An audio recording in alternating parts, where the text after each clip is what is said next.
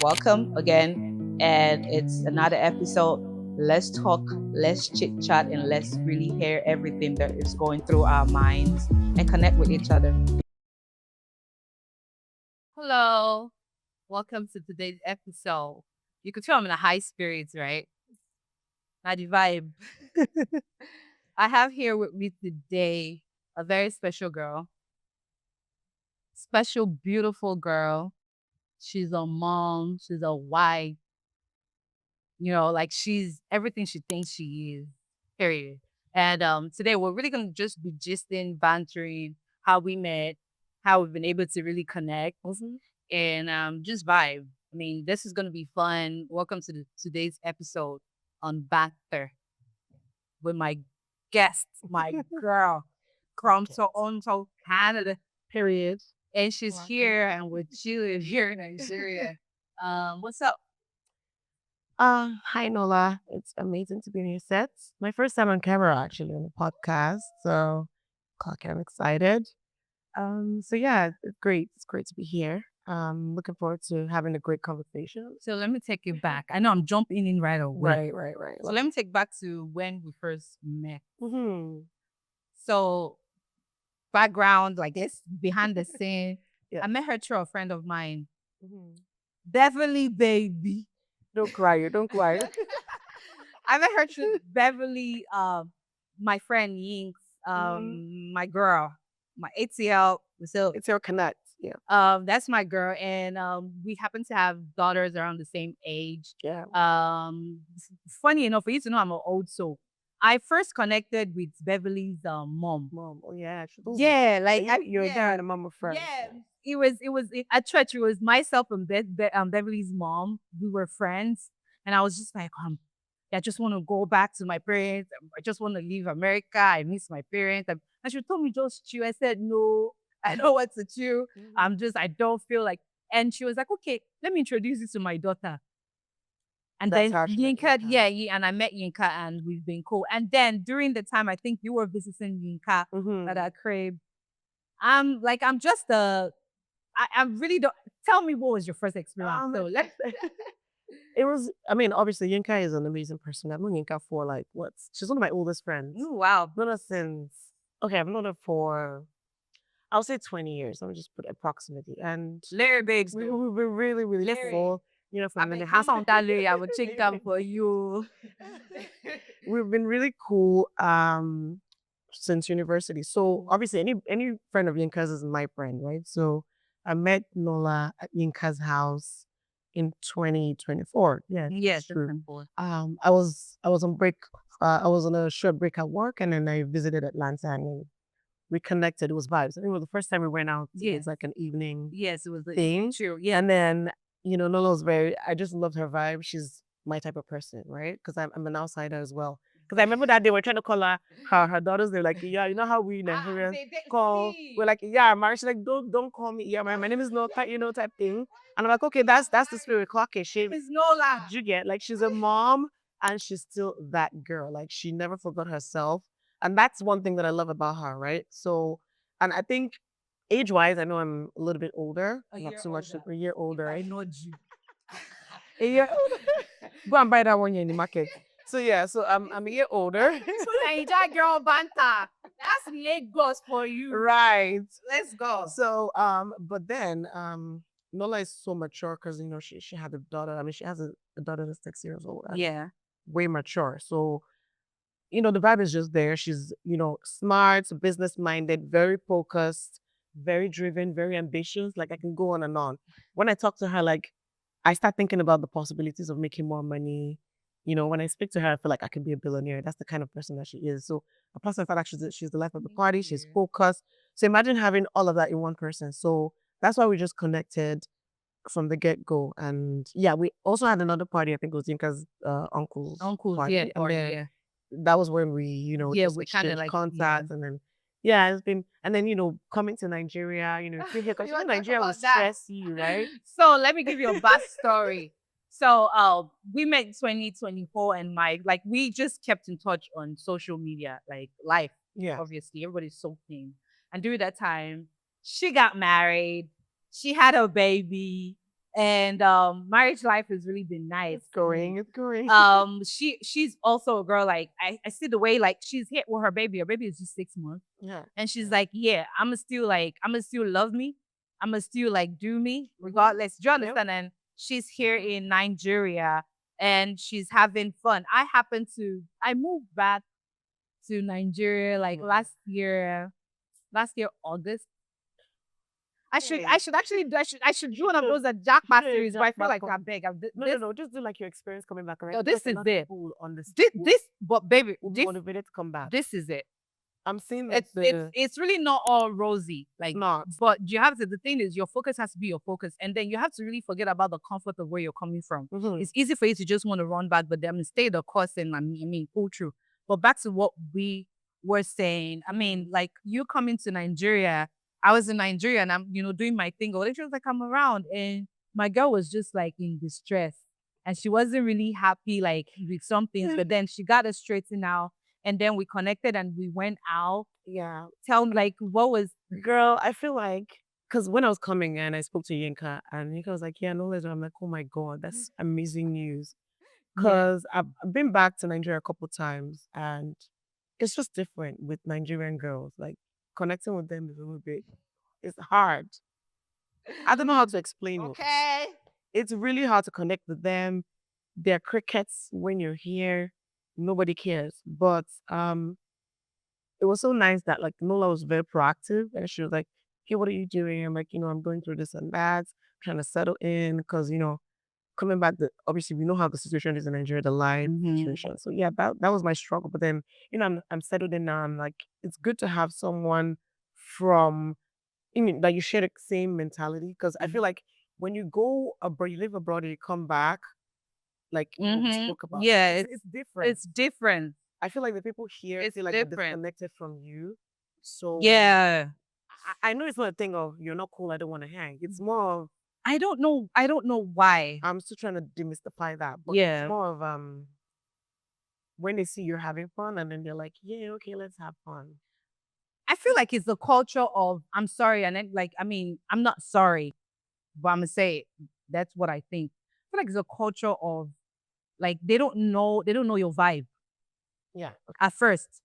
Do you understand? They kind of communicate and react to things you post, but they don't know your vibe. So they don't know if you could have fun, you can go to nice places because money is a factor. Of course. And also vibe, you can have money and still not have access and just be able to enjoy yourself and go to like the nice places or whatever. For me, I feel like it's shallow. To be honest, I feel like it's a very shallow thing. To be honest, because first is when you want to be around somebody, is the mental connection that you should look at first. Like that's very important because that apart from the going out and being or whatever, you guys still have to sit down and talk about real business. Talk about real life. Like talk about, okay, what are you chasing? Because I'm the kind of friend that I will ask you those questions. What's up? What are you doing? What are we doing? What I would ask you this question. You have to always be about achieving something. It doesn't mean you don't know how to chill, but then some of them don't know how to have conversations outside of nightlife, outside of, and then also some of the facade put up online doesn't really. It's not reality, it's right? So Oh, I see. Yes. So they feel like when you get too close, you demystify all that packaging. I think I know everything, and then you're like, wait a minute, it didn't know work. And what you see is what you get. Yes. I don't feel like there's any need to package there's actually no need. Right? But yeah, that's what I found. But then they can say, oh, you're speaking from a place of privilege. That part. Well, I can see that. And then and that's why I was so excited when you guys told me you were here, because I feel like since I have this idea already that it's hard to connect with the local, our local Nigerians in Nigeria. I just felt it was going to be very nice to have you around. And Nola has been very supportive. So yeah, this even brought the connection, even made the connection tighter. Yeah. So for both of you for some of you that do, I think properly introduce her. She's actually a professional. Yeah. She works in the finance and forensic auditing, like fraud unit. Yes. She's really good with what she does. She understands financial literacy, which is part of the things I'm going to be speaking on here about. Yeah. That's also very important as women and as men for us to actually have like the knowledge of what it means to actually safeguard what we have, spend less that we earn, and live a quite comfortable life. But then that she is a professional. She's also I wouldn't know. She's actually a very like she's the life of the party too. Do you understand? It's beauty and brains here. Like you grew up in Surrey. I grew up in Surrey. I also feel like that's one of the major. What part of Surrey did you grow up? Well, I won't really say I grew up in Leary. Oh, you because didn't? I went to boarding school. Okay. So I wasn't really Home. around. Okay. I think I went to my boarding school was in Akure, Ondo Akure. Oh, nice. And I was there for 6 years. And that's one of the reasons why I understand Yoruba. I Yoruba. can speak Yoruba, See? right? Because I'm actually from Edo State, but my mom is Yoruba. Mhm. Mom didn't really speak Yoruba with us because all her friends were from Delta Yeah. and Mhm. you know, so I had to learn from my friends and what my Mhm. friends are bantering to speak Yoruba. So they're like, you must understand Yoruba. Your name is Buki and Yeah, you must. yeah. So I enjoyed that. So growing up there, I feel like it didn't really make me much of a Lagosian. So I'm living outside of Lagos. But it was a great experience. And then after university, then I'll say I experienced Lagos a little bit. Okay. And then I'll say more island vibes. Okay. And then a few months after I relocated to Canada. What made you relocate? Well, yes, money was a key part. And then just looking at the overall situation of Nigeria. Okay. Even back then, all I heard was Nigeria was good before. It never gets better. It keeps getting worse. And at that time, I think Naira was 150 to $1 or so. Wow. Now it's one Yeah, it one was 400. Now it's like 1,400 and something. Yeah. Life was still good then. But at the day, they were complaining like, Nigeria was good before. Good before like a Nigeria 50 is or getting 1 bad, naira good, to like, something. Yeah. so Uh-huh. I was like, yeah, I don't know if I'm gonna have kids here. I don't know if I'm gonna have a future here. Let me, Try see my something else. options around. And I'm a middle child, I'm very independent. Who knows that? But I'm very independent. So I was like, okay, I just want to go travel around here. Yeah. So that was my goal, to go out and see the world. Right. That was another reason. And then when I got there, I'm like, okay, you go to school, you spend all that money, you work, and then before you know it, I just transitioned. But then Japa wasn't really big back then. So it wasn't like I was relocating. I went You to were school. running I away, didn't like relocate. okay. You went to school. Yes, I went to school, and then as things started to progress, my friends were like, my fellow Nigerians were like, you want to go back to Nigeria? Let's find out. We'll stay here, work, and maybe go back because everybody wants to come back to Nigeria. Yeah. That's the honest truth. Abroad can be different because there's It is different. Not can be different. Let's say it is 7 years of formative life in a specific place. Yes. That is your home. Yeah. I might have a different way I sound, different way I pronounce certain word, but then when I wake up in the morning, the fire, I say, yeah. That's the first thing that'll come into my head because that's my step. Yes. Everything that we say now is an art form. Yes. It's like how you speak, working with these people. Yeah. The way you say things is already ingrained. Yes. My Nigeria self is still there. I can still speak my pidgin. I can still Period. I can still speak my Yoruba. I can still. It is what it is because So I that's think that's your also great, formation. Yeah. right? That's your So formation. it's always good to we always want to come back home. We're always drawn to, back to Nigeria. And so, yeah, having Nola here, also seeing her thrive in Nigeria, I'm interested. I'm curious, right? how that came to Yeah, how she's been resourceful, me having all these issues and she's like, do this, I I see you motivating a lot of people. I Let's mean, just have that so we should talk about your experience moving back. Yeah. How you settled in. Yeah, it was. Yeah, I feel like what really helped me during that journey was just the fact that I lived there when I was younger, so I understand. I understand the aspect of I'm not always gonna have electricity. It doesn't make it okay. Right. Yeah. Like because I saw that. Like so, the experience at first might be a little shocking. Like oh my god, but then after a while, because you see it happen, and then it just becomes it's not normal. So it's babe. It's not normal, but then it's the environment. So I understand the environment. I understand the people. Yeah. So coming back, although it's not like obviously I understand a certain level of life, and living life that I'm used to, a certain level of I want ease. Like I've had experience here with men like trying to prove the fact that they can humble me. Like it's not like even like females are like, but I'm like, but why? Do you understand? The experience is a lot. The shock is a lot. Like thriving as a woman, and a lot of people can say whatever they want to say, but as a woman, for me, my experience in Nigeria, you don't even realize how much you changed because oh for real, when it comes to let's talk about the social social setting, right? Right. You know how we have fun abroad? Right. Create our fun. Right. We do. Call us, oh, we're We're popping having a somewhere, party or come, so. come. Yeah.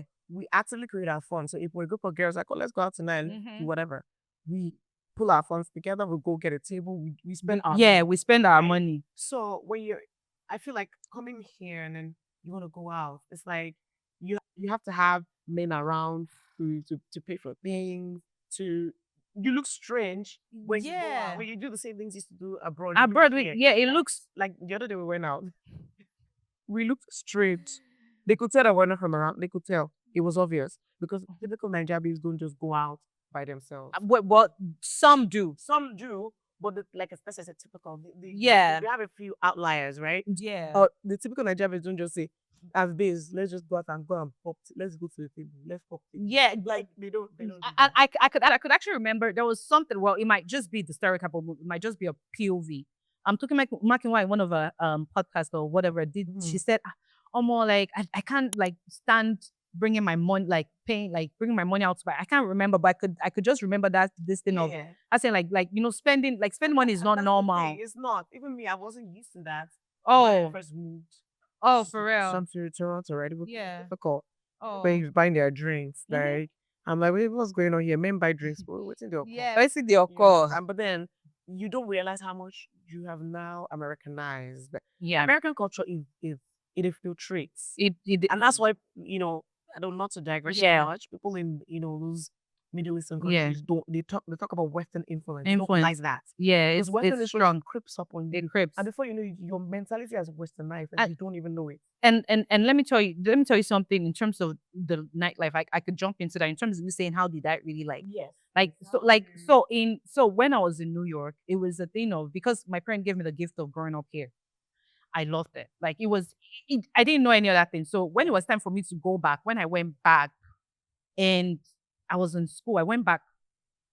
Let's do it. I will be giving you guys snippets. I went back to America when I was 17 Oh wow. without my parents, without anybody.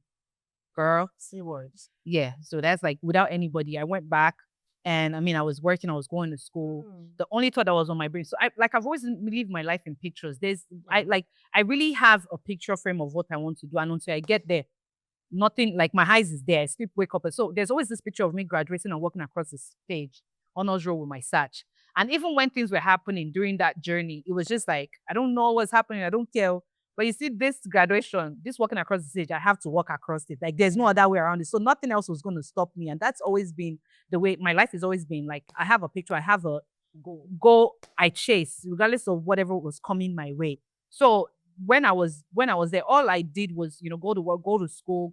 I would like still have my social life. It was very important. But then I found out that I was missing the connection with my people. And the only place I get that connection is actually going out to like a club. And those clubs were it was African centered. Like all you see there is Nigerians. Nigerians are dominating the Afro scene, Afrobeat scene then. In New York, it was like, was it shout out to is it Nino or something like that? It was African country dominating the girl. Then New York was popping like every like Africa Calabash. There was NEA. Like I had like a show with KP True Spot Radio. I was hosting then the entertainment news. It was fun. Like I was young, but I would still do whatever I want to do regardless. So that was how I entered those fields. It was nice. And those environment were the place I could really connect with my people. Yeah. Because on my daily life, you connect with whites, whatever. You go to school, whatever. So whenever it is Friday, and I just know there will be a gathering of Nigerians, and they will say I'm gonna speak Yoruba. So like at that age, I was like 18. Then I was already over the the legal age to go into a club. But I couldn't drink. I don't know. Then, but I wasn't. I would just think sit down there and just try to see what's going on. And it was fun for me. It became a culture. So clubbing.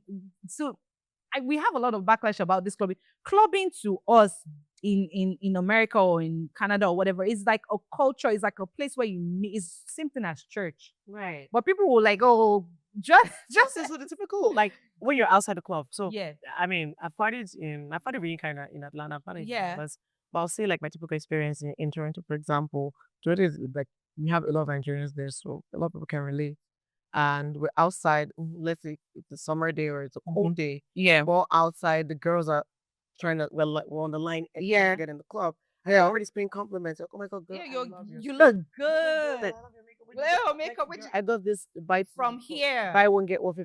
Yeah. Talking, we're chatting. We're in the club, we're paying compliments. Everybody's friendly. Yeah. So I get how those, like, if you're not Nigerian, you have that mentality where you're Yeah. here, you're going to the club, Bruh. and then you're trying to be friendly, and they look at you like, waiting, who be this one? Yeah. Are you okay?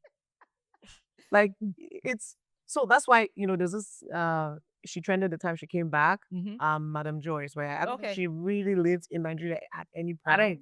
I'm She not came sure. back, and then she was just being her typical self and greeted all the girls and like said hi to girls in the section, and they're like, who did this? Like, you just saw her, right? But the difference is me, because I've lived here, I've had my formative life here before I went there, right? So I know how to switch. When I come here, everybody, Miss if You you balance. Mama, she know my everybody decrease now. So when if we look at us, that I know where I am. But when I go back there, I switch back to my number. So, oh hey, because they don't appreciate it. I feel like people, Nigerians are not, maybe I won't say they're not nice, but like they're not friendly. So when you're naturally friendly, at first they're like they're taken aback. Girls. Like, are you But wait, suspicious? girls. So the guys have a way, they've had the code of making it work for themselves. The guys maybe I don't have issues with the guys. Yeah. It's more of the girls. The girl, I feel If you like don't the know them, girls. Nigerians are very standoffish. I'm like that too. People tell me. Because I'm Nigerian. When I in Canada, people feel like I had a cold like reception. I don't, and that's because maybe it's because I'm Nigerian. Like it's already part of me. You are at the end of the day. Like, Yes, what do you right? mean? It's part of me. That part of me, I don't think we ever go, because you guys hold your own. You guys they. Before I can't even. I've never had a situation where I said hi to someone and they ignored me. Oh wow. I read vibe. As for come, I already know you're not going to greet me. So we're looking at you. We're doing. Wow. So I will see that the energy is there. As I'm looking at you, we know we're going to greet you. Hey, hi. I've never greeted someone that they would deny my greeting or leave me. Yeah. It never happened to me. Oh wow. Yes, so.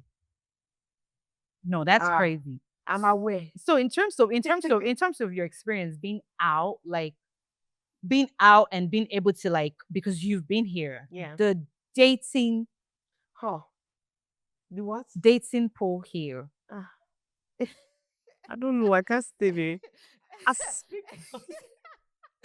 I'll say maybe when I was here, when I was in Nigeria, okay, my dating scene was in my university. I went to university. Yeah. So dating, that was my young adult life. So not really Lagos. But then when I finished university, I came to Lagos. I think I had one before I left, and it wasn't even a long relationship. So I can't really say. But then I have friends who obviously same age group, experience dating in Nigeria, and it's different. It's obviously very different. For us back there, maybe because I'm dating Nigerians as well, we still have that traditional way. So you stayed within your culture. No, you didn't say it outside. Absolutely. I dated an Italian. Oh God. They decided it can never work. I dated an Italian guy, at least. I did. Very cute. I have my sentiments. I don't talk about it. I don't want to talk about it. Okay. Yeah. I'm gonna tell you camera, but I had one who was talking to me when I was in college, but it never happened. It was college, so my experience was in college. Yes, and this guy was so funny. I even told him to go to New York because he's in camp. Like, go to New York. You're gonna be a good stand-up comedian. He used to make the class laugh. Very tall, good-looking young. Mine spoils me. I feel like because I dated him, I became obsessed with smell. So he sells he's a business owner. Like, he has this perfume, and he was in school. He has this perfume. Like, every perfume, every new, I was getting it. Like, him. Yeah, it would just show up. It would just gift me, and I just love smelling. You have Girl. My friend, perfume collection, a weapon. If you attack her, she can. So beware. So I dated outside of my race, even living band. No, it was different. I stay true to my Nigerians. Like, I like familiar because I feel like relationships can be hard. Yeah. So if familiarity is easy, when you have a lot more in common, a lot more differences. I don't have to explain every joke, right? Explain every mannerism, explain every. Do you understand? You know how we Nigerians, our relationship is very deep and intertwined. Also, things I can't even explain to non-Nigerians. I can't If They I don't spend, I don't complain. spend time. So I rather date in Nigeria. So me, I'm into Nigerian men. Nigerian men are gorgeous anyway. Hot take and buzz. So why I go leave my man go to date? No, we are hot take. Period. There's one Hot sidebar. chocolate, Sidebar. daddy. There's one Nigerian. There's one girl that she's from one of those African countries. She always rules on Nigerians, even Nigerian girls.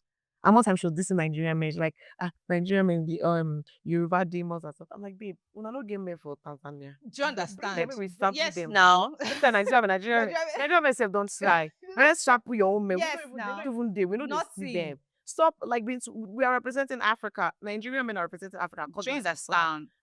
Is it easy? You know, so Odogu like, Parana. you That's must- the ones that you understand? Odogu. Like, let us Nigerian men The ones that understand what us it to- but means. You can be coming from another country to criticize our men when we don't even see your women. Like what? Let them represent. Let's see what they're all about, right? So I feel like Nigerian men have a lot of representation as well. Yeah. That's why they get a lot of backlash. Yes. You know, I'm for my women, but I'm not siding men. No, I don't side men. I I'm just mean, saying- but they're allowed. They're allowed to really But thrive sure, here. you Like get we what I don't have mean. a problem. It's just that a man who's gonna actually thrive, who's gonna lead, has to actually have Yeah. a vision on where it's leading to. Yes. So in terms of relationships here might be more transactional, and relationships there are more. You can now actually Bruh. see who you like. Who you because like? Everybody has a job. Everybody can fend for themselves. So I mean, the situation, unfortunately, it's not like it's our fault that is like that. It's here. like that It's like here. It's the government, system. everything. It's the culture. Culture. However, back there, everybody has their own means. So you're looking past the means. Yeah. What does this person bring to the table? What's the value in terms of intrinsic values? But there's Right. been a cultural shift. So Oh, let's yeah. highlight here. Here. Okay. But I'll say here, most people are more transactional because a lot of women not a lot of women. So I feel like a lot of people, because they don't have means, right? Yeah. They getting married as a means of escape from their reality. So, and that's unfortunate. It's not like it's what they want, but that's just the reality of the situation. So I get how it can be more transactional. But then again, we have different classes. So Right. come up to the class of people that we are in. Yeah. I say, okay, how does that work? I have a couple of friends that I speak to, and it's pretty much the same dating pool. It's the same men that japa from here now. But then when they get into they are the same. but when they get into the system, I think I said in another episode. Nigerian men are worse over there. Like they are worse over. They are worse over there. Yeah. Wow. Yeah. They are worse over So I like so there. Let me just explain why they're worse. I don't know about the states. yeah. In Toronto, Yeah. Canada, you have eligible Bachelor. spinsters, like Yeah. beautiful girls Yeah. working. And the men, like if you're a man, a man will be like, let's say 5 out of 10 here. Yeah. Over there is a 9 over there. Because the options are few.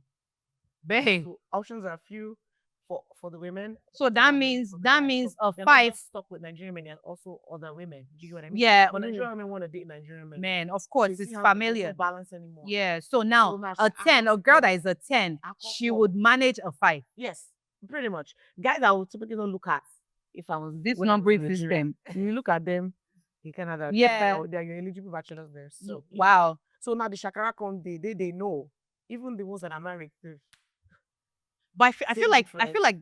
there needs to be a crack code with the kids that really grow up there and they're really exposed to the African influence. So maybe When it's time for them to marry, when it's time for them to get married, they struggle because one, the men that came from over here, except the ones that grew up there.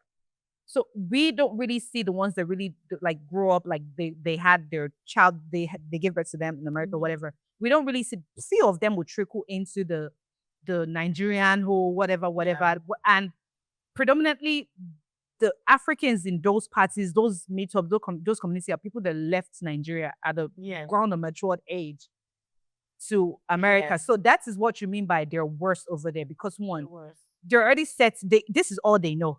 At least the reason why they're even worse is off from the men that are here. Is the men that are here, at least they will provide. Okay. Right?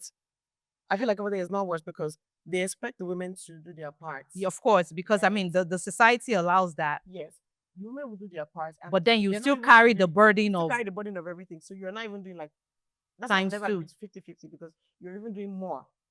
period. You're gonna do more. Because the man is just gonna do his 50. It's You're gonna do your 50. 50 and you're gonna take care of kids, you're gonna take care of the house. So you're doing financial work, then you're doing 50. You're not sharing 50% of. You're sharing 50% of financial work. Yeah. Doing 100% of the domestic work. Do you understand how?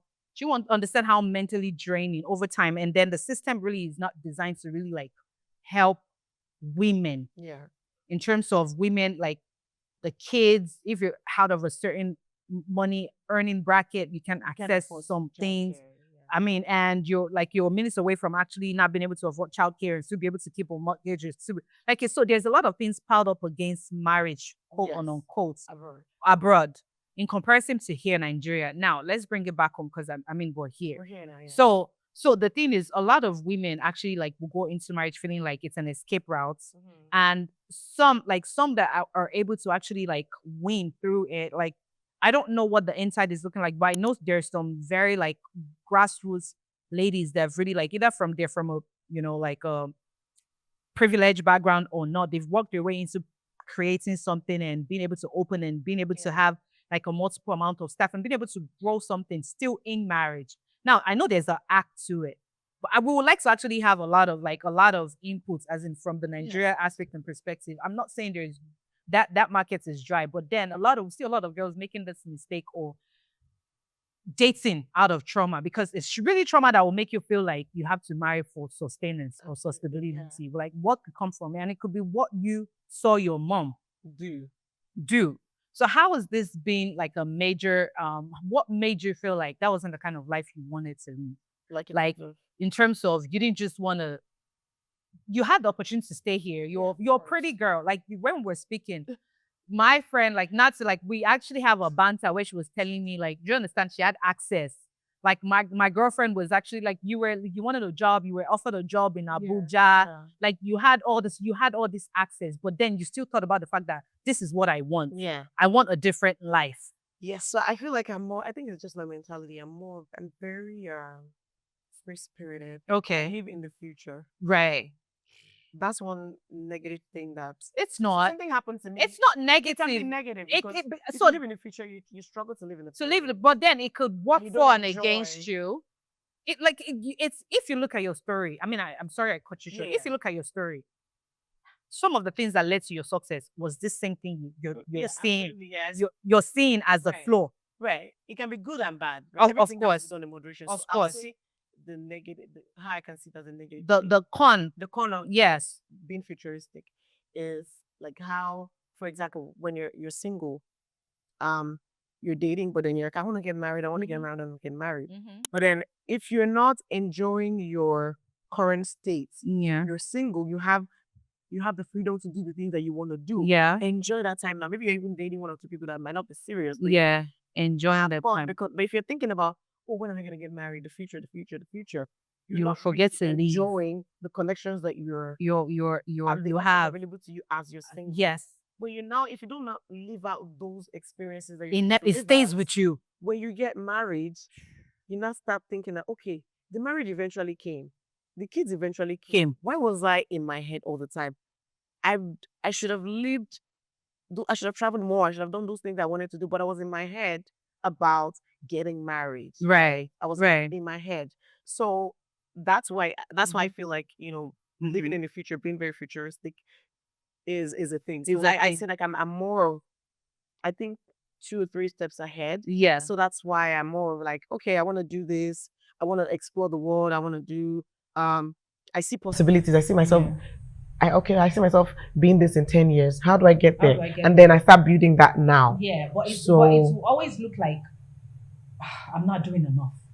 I have to do, and I understand that. So what I've tried to do with my life is enjoy my quiet season, enjoying the time of my isolation. Like I have learned, like I used to say it, I don't know who always, like, whenever it is I'm saying this, I was like, I enjoy my solitude. It's crazy. Like, peace of mind won't finish me. Of course. And that peace of mind is actually real with the fact that I'm able to have a voice. Like, I'm not religious. I'm very, like, I have a personal relationship with God. So it's like, and that's what keeps me grounded. Like, it helps me maneuver some of my journey, my decision making. Like, that's really been the anchor. I'm not even gonna lie. I'm a reckless abandon when it comes to praise. Like, I just praise and worship, because who am I? Because imagine the traumas that's happened, and then you're able to forge and you're like, that's the only thing I held on to, even when I couldn't see. Like, there was no space. I didn't see, there was nothing. I just knew that voice would say, do this. And I had to, like, I would wake up every day and do it. So for me, it's bad, but it's also good. Yeah. So you were saying before. Yeah. No, like you said, it's yin yang, right? Yeah, is that how they call it? It is. So I'm most of the time I'm in my head, but now I'm learning to live in the present because, you know, I've learned that lesson. Channel it to the business side, you know. What do I want to do in 5 years? What do I want to do 10 years? My family. But then when it comes to my personal life, like enjoying myself, live in the present, right? Yeah. So, live in the present. So you decided to leave Nigeria because you just felt like the future was... Yes, I saw the future already. I'm sorry. Like, and what was that like? The future was looking very bleak. I mean, it was looking... It was obvious you were not bleak for me. I would have enjoyed it, but... It was obvious you were going to have a good life. You were going to have the best. You were going to have I think the thing that we didn't have... The thing that a lot of Nigerians don't have is access. Yes. So that's the reason why I wanted to live here. Access in terms of access to maybe credit, if you want to do stuff. Like right now, like even... There's nothing like I want to borrow money from somebody because you have access to credit. Like the banks give you like you have access to, so you build your credit history. You have access to that. Yes. Another thing is, you know, securing your kids' future. They have, if they want to study abroad, you don't have to pay international fees. Yeah, they have all those. If my child wants to be a doctor tomorrow, obviously you're not going to be a doctor here. They're going to go study somewhere. Actually, they have a. If they're a doctor here, if you want to go practice abroad, you have to go and write their exam there. I understand. So but then, it's better to practice your medicine in the UK, also, Canada, and then you can practice in Nigeria. Right, because I think the end goal for any Nigerian, I'm pro that. I mean, get your education, get the exposure, absolutely, do whatever you want to do, but then think about the problem here and solve it, because the numbers are here. You make raw cash here. I feel like one thing that restricts us, I think Nigeria will be appealing to a lot of maybe Nigerian Canadians or Nigerians that live in Canada because. Maybe not America, because America is like a land of opportunity America if you want to make fast money. But you know, there's still like a glass ceiling. Like we have some of us that still... Your glass ceiling is still higher than our own. Okay, period. America's glass ceiling is here. Canadian's glass ceiling is here. Because I know people who reached their glass ceiling in Canada and went to America and then they went back up again. So I'll say the glass ceiling is higher. But even comparing both countries, if you're a business-minded person and you live in Canada, you'll be slow. Like... You have to come to Nigeria to make money, like fast-paced. Canada regulations, government regulates everything is so heavily regulated. By the time you're done doing all the paperwork and everything to set up that business, you're already tired. You've lost your motivation, the interest to do that business. So that's a lot of them go to America. If you want to start a trucking business today, mobile food business in America today, before you know you've made money in like 3 months. Like that's how things move so fast. But here, let me demystify that, please. So I used to think like that. Like I used to think, and that has a lot to do with the environment where you grew up. Like my mom was a professional. She was a teacher. She worked she wasn't like someone that built a business and tried to carry it up and have to work with people and have to work with agencies. Yeah. The agency she worked with was education. My father was a custom officer. I was a boxer. Yeah, entertainment and also like the force side of things. Like they were not business owners. So imagine having a parent that is a business owner or creative that's been able to actually have like an influx. You will understand that, it seems like there's a lot of forces against you, but this is the best place as an indigenous, as a Nigerian. Of course. For you to start up something, it obviously there are difficulties in the startup phase, but that's why whenever you're doing something, when you see that it's not moving, you pivot immediately, and it's not like you even see the clear sign if this is if there's a long path to this or it's short term. There's a lot of short term money making strategies here. You're right. You're actually right about that. And I feel like the only thing, honestly, business will be great in Nigeria because you're not even doing it for celebrities. You're doing it for the masses. For the masses. You're not making business strictly for celebrities. So, you know, a lot of us will come back and then we're doing niche product. No. Do something like we saw that mass conversation, mass production. Yeah. Like you can't be doing custom pieces for celebrities. If you want to make money, like how is it sustainable with the rent you're paying, all those things. So mass produce, sell to Yes. the regular 16-year-olds that want to look good. I don't want to Yeah. spend so much money, right? Like yes. concept. You get what I mean? Like LNV do. Like I read That's some that's of their what pieces. I literally just use your Yeah. line, what you told me when you're talking about your business. But in Nigeria, the only problem is the structural difficulties, like power. That's where most of your money, your capital will go into making sure you have your electricity to run you need power to run your business. So I feel like those structural things are what makes it hard. Right? But the clientele is there. The numbers of the people are there. You make that money. Okay. But over there, like now, if you're into like an event planning business or makeup business, how many clients in Canada now that will have different weathers in the winter? People don't do shit. I'm sorry, excuse my language, excuse my car, but like nothing happens. So like as a makeup artist, you have your seasons. You now become a seasonal jobs. In Canada, that's a seasonal job, right? Apparently, in America, it's different. Like I live in Atlanta, also New York. Like we always have, because there's a lot of ethnicity groups. Yes. Hosted, like makeup, like everybody. Now a lot of Black Americans, a lot of whites, that they're embracing a lot of some of that culture, makeup culture. Yes. Yeah, yes. It's really like imprinting in there. Now, yes. Now, just to go back to the question, which was what really made you move. So I could pick from all what you're saying is the futuristic move, mindset, look, and also the fact that the financial aspect was actually very major for yes. you. You could just imagine having to financial freedom, girl. Financial freedom. And we're having this conversation yesterday. How we said this yesterday, and just to talk about that, maybe that kind of will segue and end that. We talked about how I've lived my life as a youth without money in Nigeria, and now I've lived my life as an adult, working in Canada and, having friends and living my social life as an adult. I want to experience that in Nigeria. Like, like as a young adult or whatever adult working any money. I want to see how my social life will be like living Nigeria and making friends and like experiencing Nigeria in that way. That's something I really, really want to, I told you how I came nostalgic. I love, honestly, I love Nigeria. And there's some music I listen to when I'm back then. I'm like, oh my God, I just feel Lagos.